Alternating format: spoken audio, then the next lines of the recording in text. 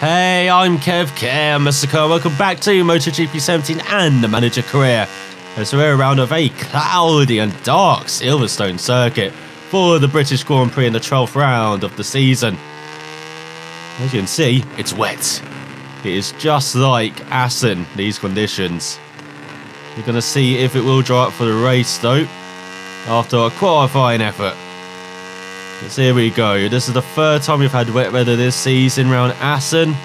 We were pretty good. Around the Saxon win, which unfortunately I couldn't show you, but trust me, it was pretty good. So high expectations for MacDonald in qualifying. Will he take pole once? Again, he's got a bit of a run going, hasn't he, pole-wise, but he couldn't continue the win streak last time out in Austria. He's looking to bounce back after a fantastic race, until one corner messed him up. I'm still not sure if it was the hit detection of that board, if I actually did run over it. I did look a bit closer to it than I thought I was on the replay, but still, at least it was points in Austria for MacDonald. In the past, he would not score points there.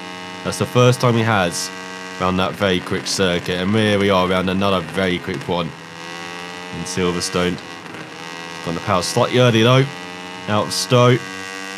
We can see ourselves on the big screen to the right hand side. That's a bit distracting. Now we go into Vale and Club. Gained a bit too much speed into Vale. Let's see if we can recover through Club though, as the rear tyres are crying out for help.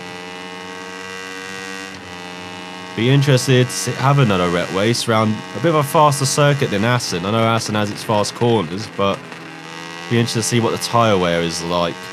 It's early in the season around like Kota. Now, pretty fast circuit.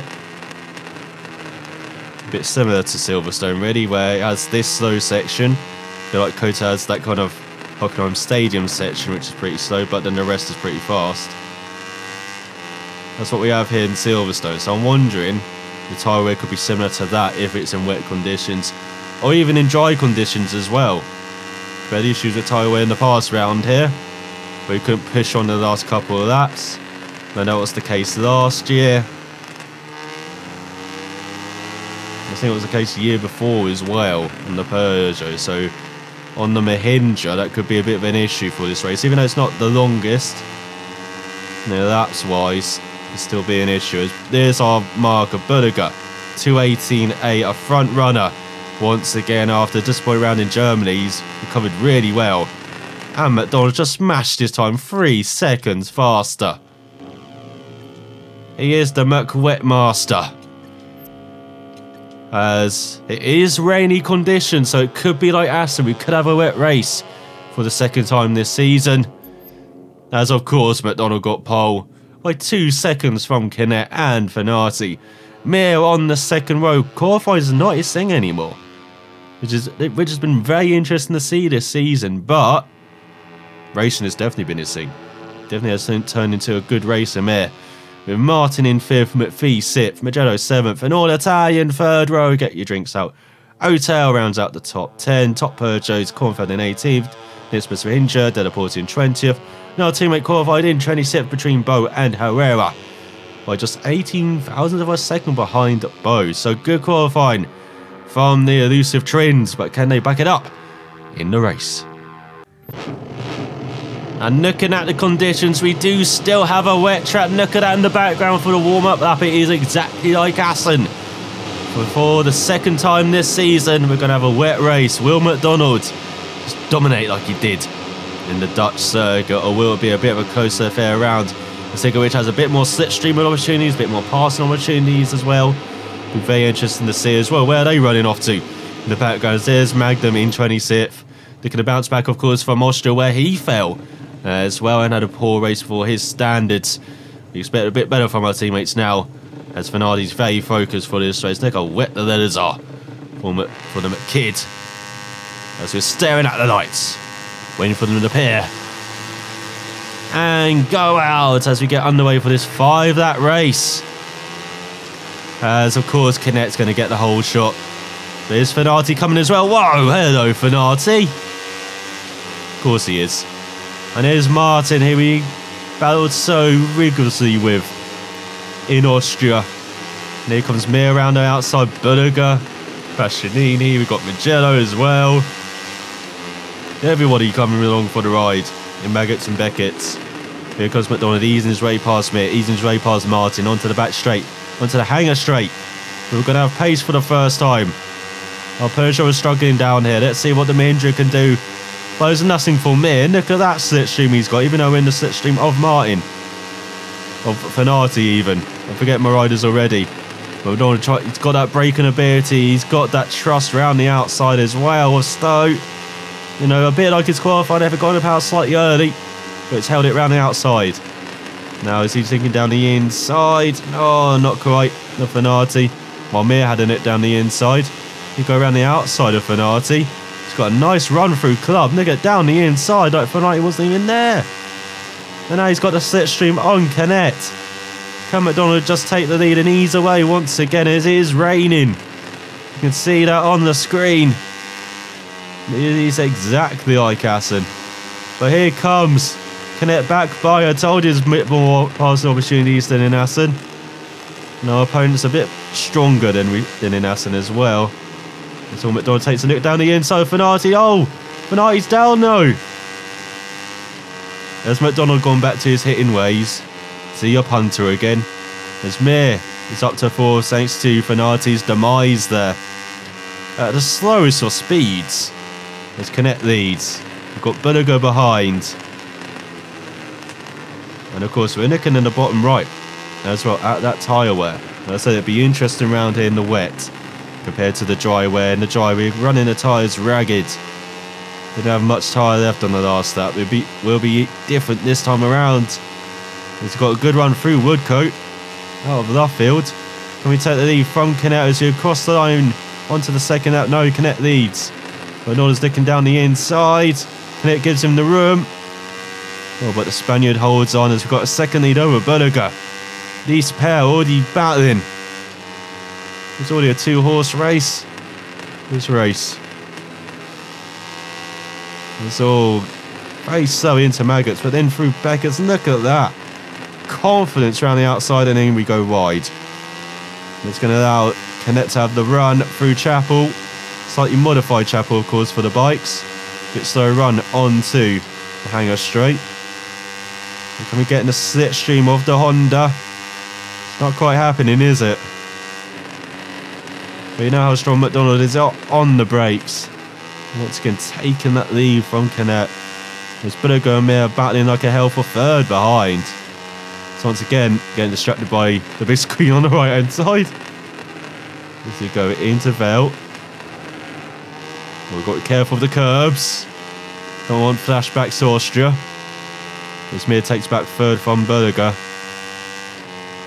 We're not hearing Canet behind. Have we dropped the Spaniard already? By a second. Oh, we could probably keep that in third gear through Abbey. Now through Farm. Into Village. Oh no. Where you going, MacDonald? Oh, McPhee in his home race is down.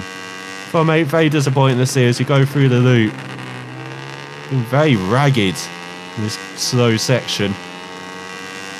Here we go, through Aintree onto the Reddington Straight. We've actually built up the lead. Over a second ahead of Canet. We might need that lead after what's happened in the last couple of rounds where we've crashed late on in the race. Old habits dying hard for MacDonald. As we go into Brooklands and now Luffield. Once again, Mir taking third from Bulliger. But if Bulliger finishes in front, that's very good, just like that. For MacDonald, he can take back all those points he lost in Austria thanks to that silly mistake. As now it's a 2-second lead over Canet. It's like using all of the grass and curb there.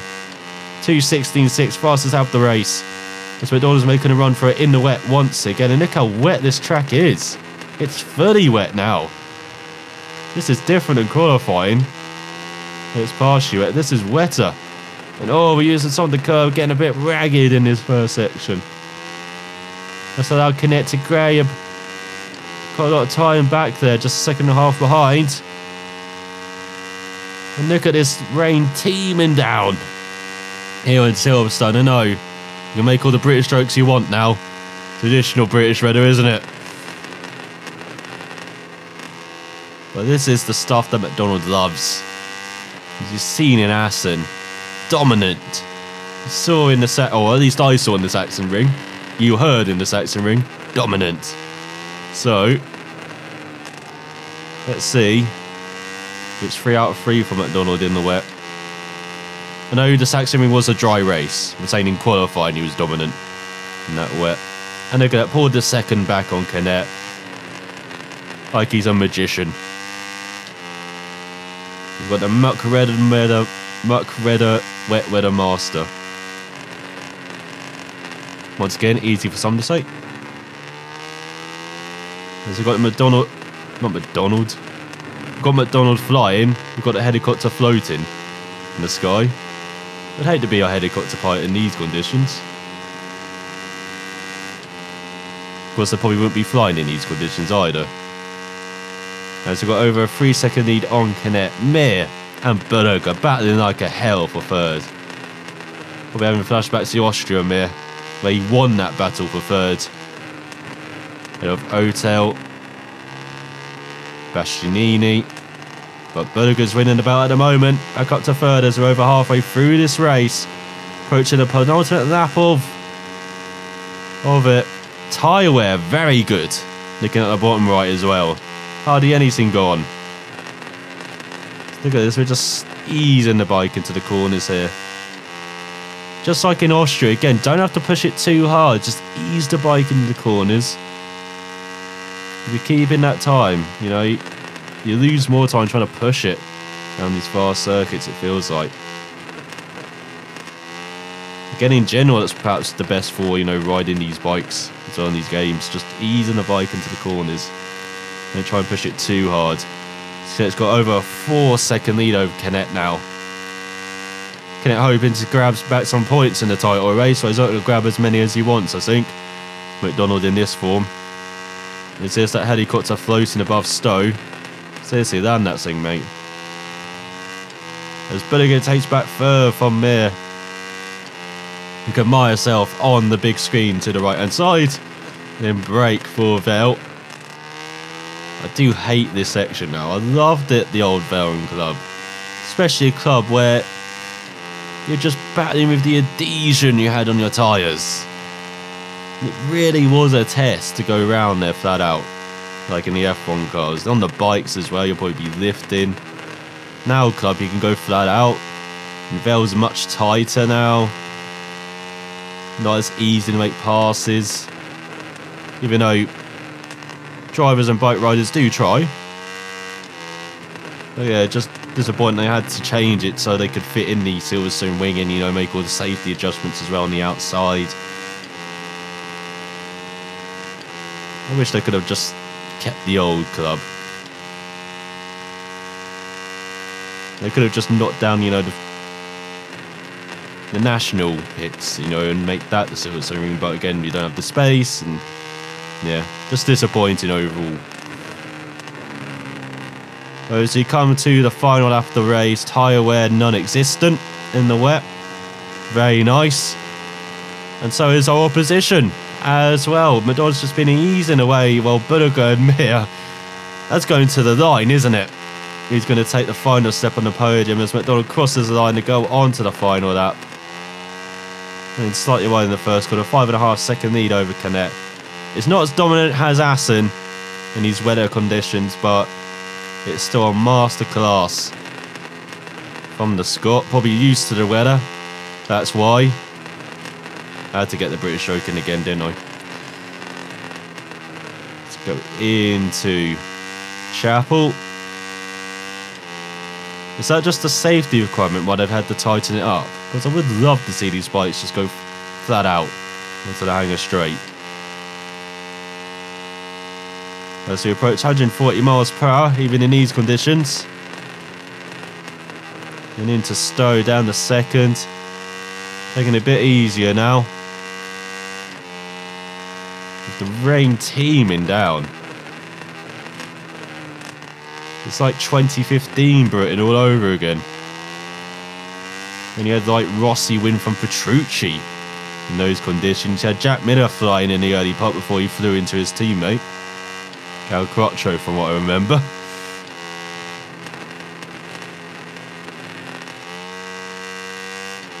Yeah, that race really did show off how good the Ducati is, especially, you know, in the wet.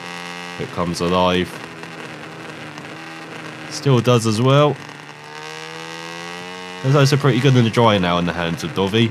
Lorenzo's still getting, you know, used to that scene. Probably see the best of him on that Ducati next year. He can tailor that bike a bit more to his, you know, style as well.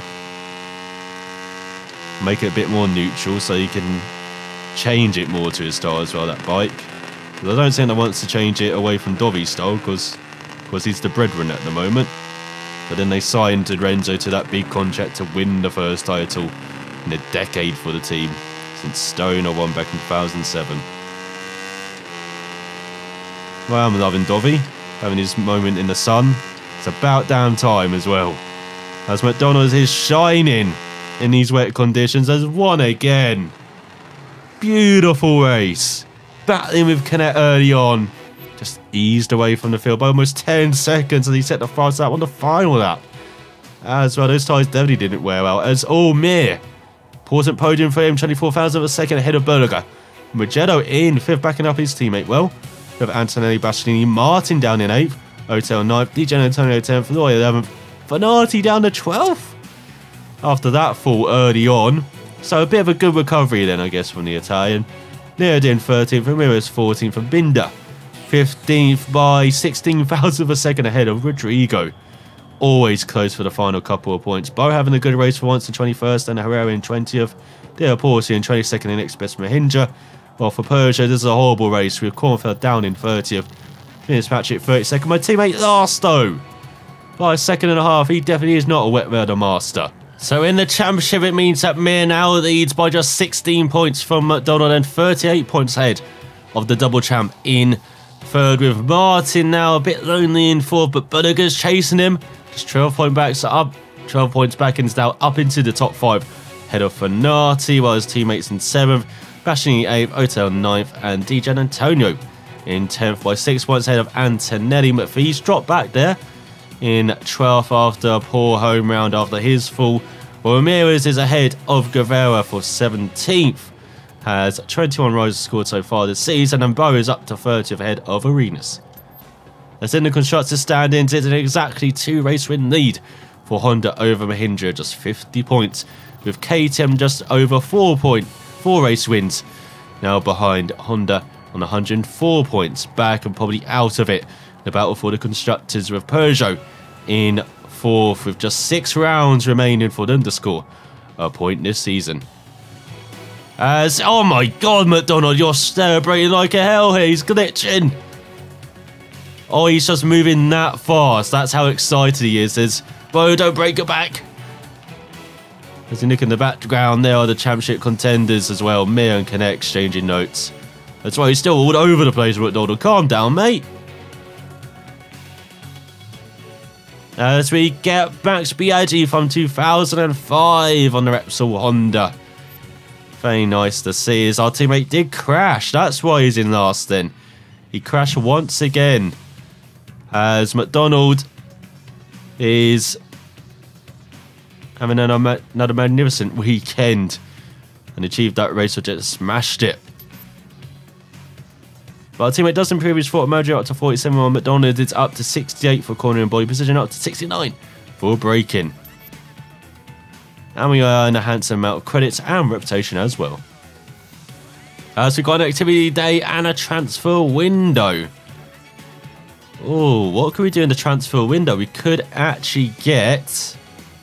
We can't get the Cadillacs yet. I don't think we will afford the Cadillacs, but you can get the second best bike, which is the speed up. Do we get that? Or do we save until the end of the season and see what else we could get? And see how many credits we can save. Because I'm also thinking of, you know, rider changes as well at the end of the season, as despite the Siprit being very good, he's been very up and down.